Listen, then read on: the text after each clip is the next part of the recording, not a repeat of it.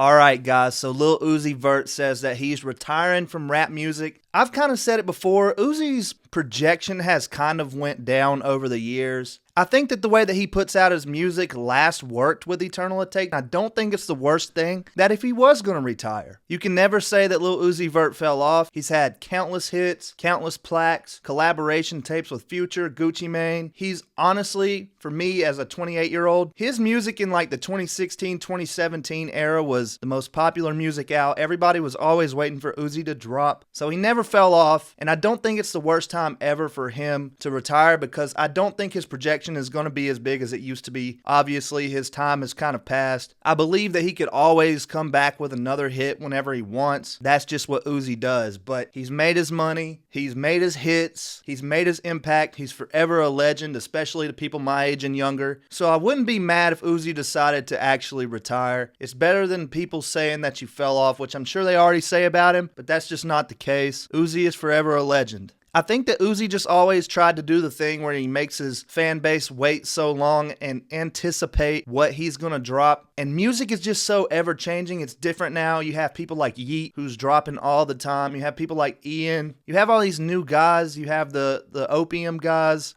Ken Carson, Destroy Lonely, who, in my honest opinion, are kind of like the next phase of what Uzi used to be. It's really hard for people to keep up, especially whenever you've influenced so many people to do the same type of music that you've done. He was honestly one of the greats. I mean, Love is Rage 2. I mean, Eternal Atake was a good album. Lil Uzi Vert versus the World. So many countless projects that he's given us. And honestly, if you are going to retire, Uzi, now is our time to say thank you. You really did change the landscape as far as like what was acceptable in hip hop. I mean, he was along some of the SoundCloud guys. He was one of the first people in that lane, but he was also one of the first people to really piss off the old heads. Good old Lil Uzi Vert doing his thing, wearing the flamboyant outfits, carrying the purses, painting the nails, coloring the hair. You know, he was one of the first people to do that, and he kind of changed everything. Like, there's just honestly no telling what you're going to see in rap music as the years pass by. Or whenever I think of Uzi and I think of songs like